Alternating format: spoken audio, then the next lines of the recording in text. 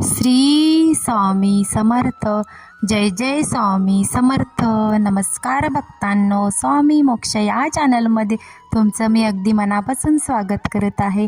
हे स्वामी राया सर्वांना चांगली बुद्धी द्या, आरोग्य द्या, ही स्वामी चरणी माझी प्रार्थना.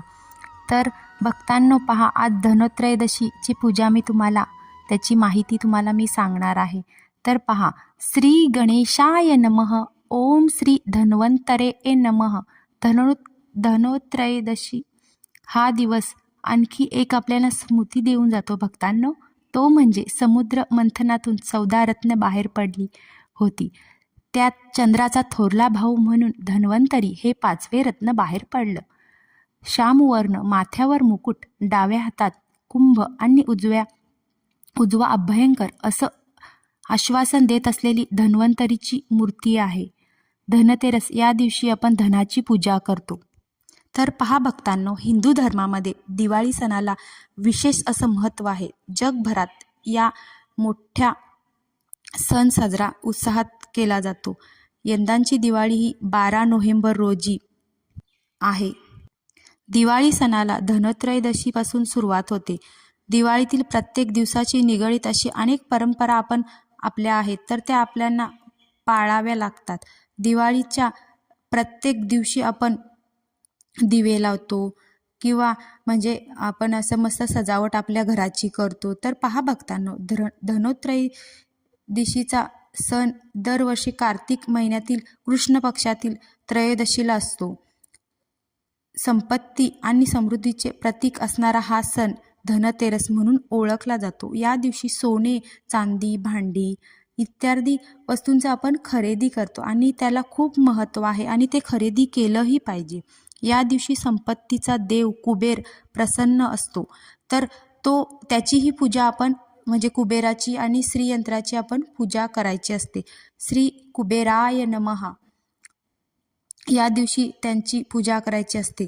त्याने आपल्या आयुष्यात धनाचा वर्षाव होतो आणि घरामध्ये अन्नधान्याचा तुटवडा पडत नाही. तर पहा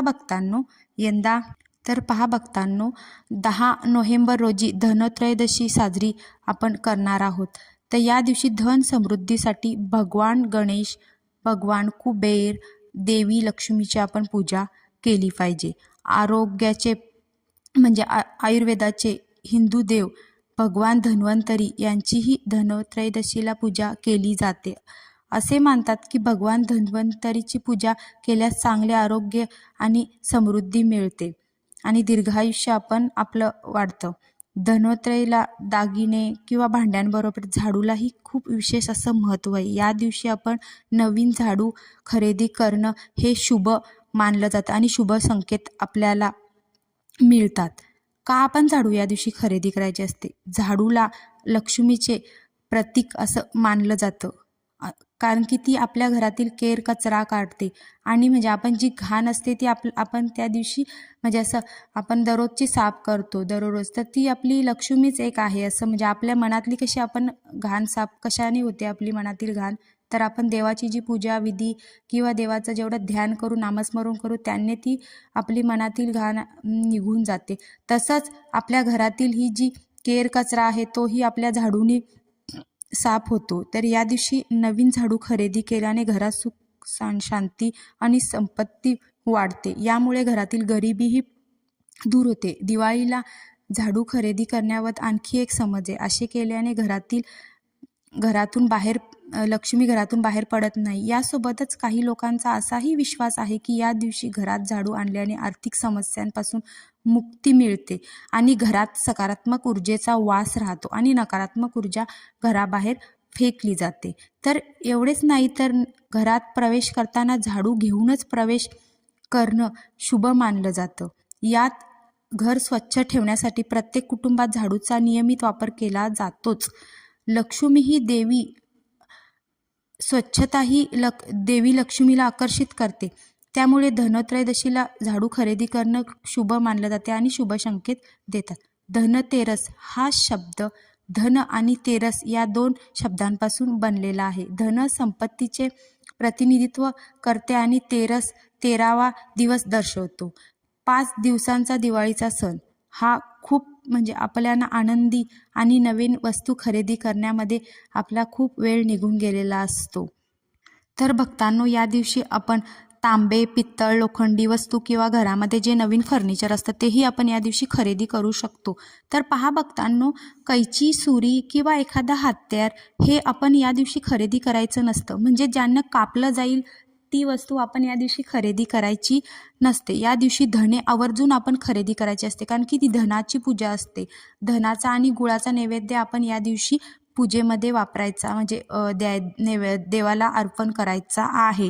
तर या दिवशी गॅस शेगडी किंवा मातीची चूल ही आपण विकत आणायची आहे. जर असेल तर तिची स्वच्छ ती अशी धुवून किंवा पुसून तिची मस्त आपण पूजा करून घ्यायची आहे. हळदी कुंकू टाकून तिला निरांजनी ओवाळून तिला धूप आरती करून तिची आपण त्या लक्ष्मी मातेची आपण पूजा करायची, कारण की तिथे आपण अन्न शिजवत असतो.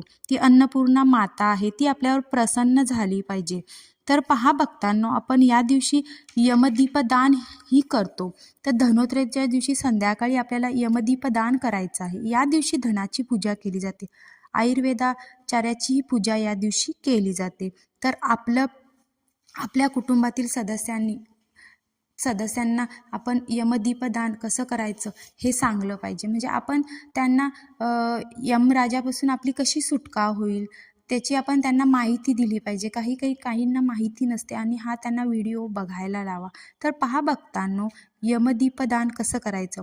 तर पहा, आपण गव्हाचं पीठ घेऊन त्यामध्ये थोडीशी हळद टाकायची आणि पाणी टाकून आपण चपात्यांना कसं पीठ मळतो तसं आपण ते पीठ मळायचं आणि एक दिवा तयार करायचा आणि 2 मुटकुळे तयार करायचे. तर पहा भक्तांनो, एक प्लेट घ्यायची आणि त्याच्यामध्ये थोडीशी अक्षदा आणि हळदी कुंकू आणि पुष्प ठेवून त्याच्यावर तो आपण दिवा ठेवायचा आहे आणि साईडला 2 मुटकुळे असे ठेवायचे आहेत. आणि आपल्या घराची दक्षिण दिशा आहे, म्हणजे दक्षिण दिशा ही यमाची दिशा आहे.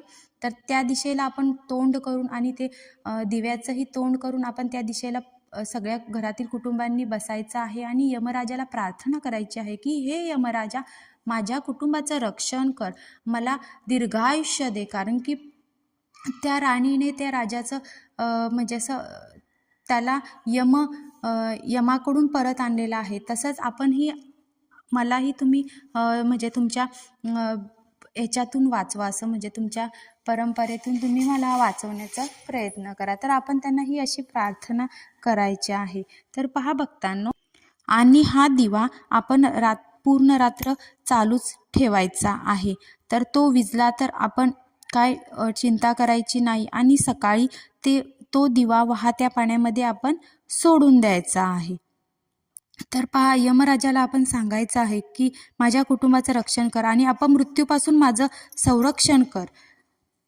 तर पहा, यमदीप मंत्र दक्षिणेला बसून आपण कसा, म्हणजे त्याचं स्मरण करून आपण हा मंत्र म्हणायचा आहे. तर पहा भक्तांनो, मृत्यूना दंड पाशाभ्या कालेन शामया सहा त्रयोदशी दीपदानात सूर्यजा प्रियता ममः.